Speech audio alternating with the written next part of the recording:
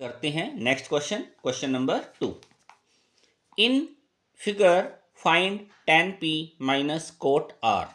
हमारे पास एक फिगर है यानी डायग्राम है, P Q R triangle given है, राइट एंगल एट क्यू। इसके अंदर पी क्यू 12 सेंटीमीटर और पी आर 13 सेंटीमीटर गिवन है और हमें वैल्यू फाइंड करनी है tan p minus cot r की। तो इसको कैसे सॉल्व करेंगे? In triangle P Q R, क्योंकि हमें पता है राइट एंगल है तो पाइथागोरस लगेगी by using Pythagoras theorem. By using Pythagoras theorem. Pythagoras क्या होता है? Hypotenuse is equal to base का स्क्वायर प्लस परपेंडिकुलर का स्क्वायर। हाइपोटेन्यूज क्या है हमारे पास? पी आर का स्क्वायर। बेस कितना है हमारे पास? क्यू आर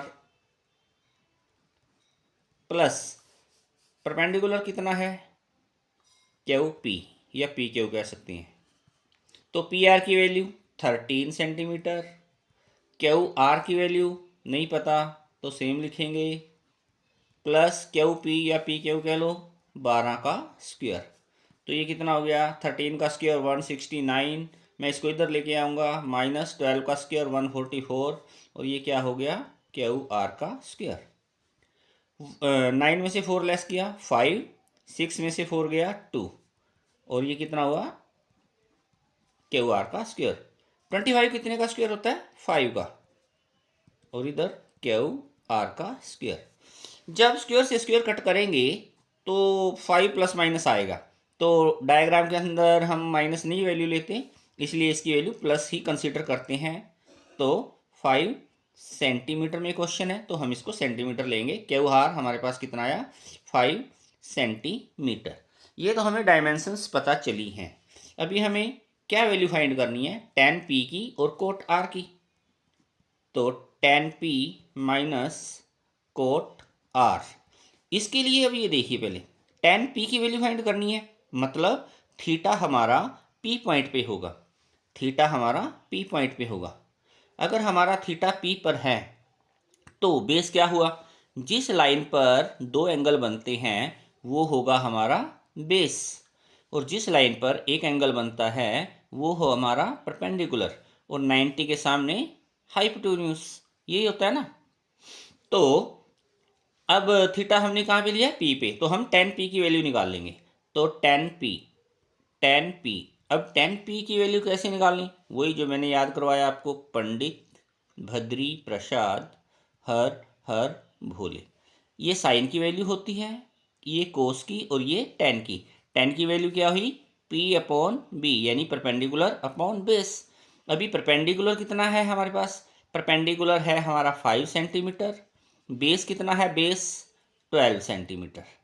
ये तो वैल्यू आई हमारी tan p की वैल्यू। और नेक्स्ट पार्ट हमें क्या चाहिए? कोट r, यानी कि कोट r। अब कोट क्या होता है? Sine theta, cos theta, tan theta, उल्टा हो जाता है साइन का, कोसिकेंट, सिकेंट और कोट। कोट मतलब इनको रेसिप्रोकल करके लिखना है। जैसे टेन तो पी अपॉन बी हो गया, अगर जब कोट की बारी आएगी तो बी अपॉन पी लिखना पड़ेगा, बी अपॉन पी। बट ये नहीं है कि यहीं से हम इसकी वैल्यू पुट कर देंगे, नो, क्योंकि ये tan p है। थीटा हमने एज्यूम किया है p पॉइंट पर, लेकिन इसके अंदर थीटा कहाँ पे एज्यूम होगा? r पॉइंट पर।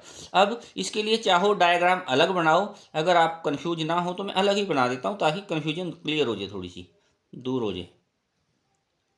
ये r है, ये q है, ये 90 डिग्री है, ये p है, ये 13 सेंटीमीटर, 5 सेंटीमीटर और 12 सेंटीमीटर। अब थीटा कहाँ पे एज्यूम करना है? आर पे। अब हम ये मान के चलेंगे कि थीटा हमारा आर पॉइंट पर है। अगर आर पॉइंट पर थीटा है तो अब बेस क्या होगा? जिस लाइन पर दो एंगल बनते हैं वो हमारा बेस होगा। जिस लाइन पर एक एंगल बना वो हमारा परपेंडिकुलर होगा, और 90 डिग्री एंगल जो है उसके बिल्कुल अपोजिट यानी सामने वाला हाइपोटेन्यूज होगा। हमें कोट आर की वैल्यू फाइंड करनी है। क्या होता है? Base upon perpendicular. बेस कितना हुआ?